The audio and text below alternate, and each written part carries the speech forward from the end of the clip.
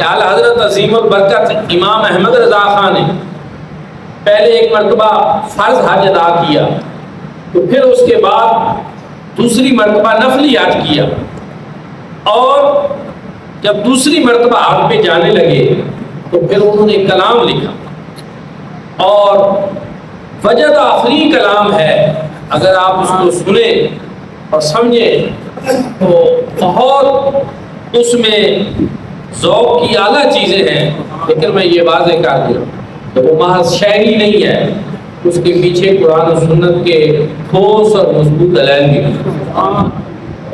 آپ عرض کرتے ہیں شکر خدا کہ آج گھڑی اس سفر کی ہے، اللہ کا شکر آج گھڑی اس سفر کی ہے جس پر نثار جان فلاح و ظفر کی ہے۔ کامیابی، فلاح، ہر طرح کی جو جان ہے وہ بھی اس بات کے اوپر نثار ہو جائے اور قربان ہو جائے۔ کیوں؟ کیونکہ کامیابیوں کی اصل جان تو یہ کامیابی ہے کہ بندہ مصطفیٰ کریم کی بارگاہ میں حاضر ہو، حضور علیہ السلام کی بارگاہ کی حاضری نصیب ہو۔ پھر جب وہاں پہنچے سفر بڑا اچھا گزر گیا، عرض کرتے ہیں ہم کو تو اپنے سائے میں آرام ہی سے لائے، تکلیف نہیں پہنچی، بڑا اچھا سفر گزر گیا۔ وجہ بھی اس کی بیان کرتے ہیں، کیوں؟ ہم کو تو اپنے سائے میں آرام ہی سے لائے، ہیلے بہانے والوں کو یہ راہ ڈر کی ہے۔ جو دل میں اس طرح کی محبت اور عشق نہیں رکھتے، ان کو بڑے ڈر ہوتے ہیں، وسوسے ہوتے ہیں، جا رہے ہیں، سفر کیسا ہوگا۔ اور وہ سفر آج کی طرح کے جہاز والے سفر تو نہیں تھے، مشکل سفر تھے، گاڑیوں پہ، پیدل، بحری جہازوں پہ مشکلات آتی تھی، وقت زیادہ لگتا تھا، راستے میں چوروں اور ڈاکوؤں کے خطرے ہوتے تھے، لیکن جن کی ساری توجہ کریم آقا علیہ السلام کی بارگاہ کی طرف ہوتی تھی، ان کے وہ سفر بھی آسان ہو جاتا۔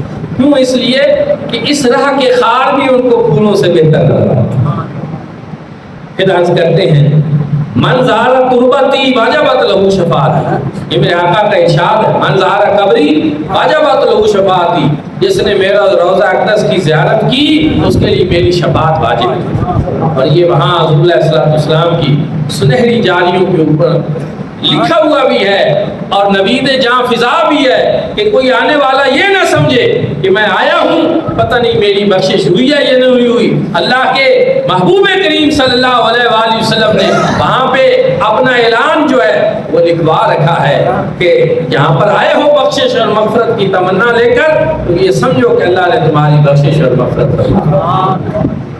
من زار تربتی واجبت لہو شفاعتی، ان پر درود جن سے نبید ان بشر کی ہے۔ یہ ساری بشارتیں جس آقا نے ہمیں سنائی ہیں ان کے اوپر درود و سلام۔ اب آگے سننے والی بڑی خوبصورت بات ہے، اس کے طفیل حج بھی خدا نے کرا دی، اس کے طفیل حج بھی خدا نے کرا دیے، اصل مراد حاضری اس پاک در کی۔ آپ یہاں یہ بیان کرنا چاہتے ہیں کہ حج ہم نے کیا، لیکن یہ حج کی سعادت بھی مصطفیٰ کریم صلی اللہ علیہ وآلہ وسلم کی حاضری کے طفیل ہمیں نصیب، حضور کے وسیلے سے ہمیں یہ نصیب ہوئی۔ اصل مراد حاضری اس پاک در کی ہے، کعبہ بھی ہے انہی کی تجلی کا ایک ذل، روشن انہی کے عکس سے پتلی حجر کی ہے۔ حجر اسود جو چمک رہا ہے یہ بھی مصطفیٰ کریم صلی اللہ علیہ وآلہ وسلم کے عکس سے روشن ہے، اور کعبہ بھی انہی کی تجلی کا ایک ذل ہے، کیونکہ کعبے کو بھی جتنی برکتیں ملی ہیں یہ حضور کا صدقہ ہے۔ آگے ساری بات مزید واضح کر دیتے ہیں، ہوتے کہاں خلیل و بنا کعبہ و بنا، ہوتے کہاں خلیل و بنا کعبہ و بنا، لولاک والے صاحبی سب تیرے در کی ہے۔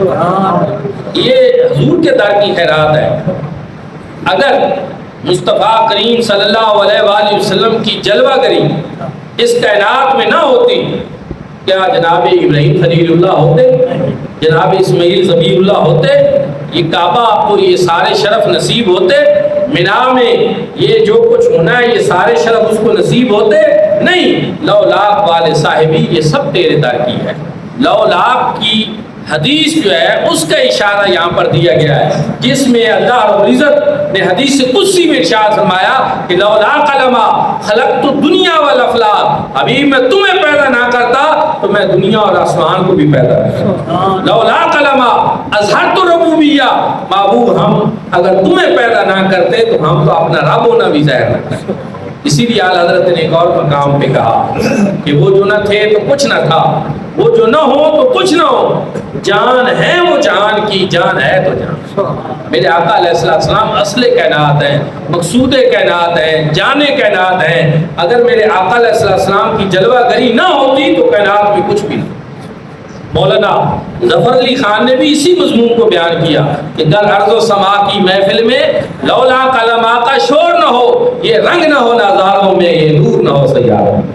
اور تاجدار گولڑا پیر میر علی شاہ صاحب بھی اسی حقیقت کو بیان کرتے ہیں کہ صورت نو میں جان آکھاں کے جانے جہان آکھاں، سچ آکھاں تے رب دی شان آکھاں، جس شان تو شانہ سب ہے۔ ساری شانیں جو جناب آدم کو ملی، جناب نوح کو ملی، جناب ابراہیم و خلیل و ذبی و مسیح، جس کو جو شان ملی مصطفیٰ کریم صلی اللہ علیہ وسلم کے پاس۔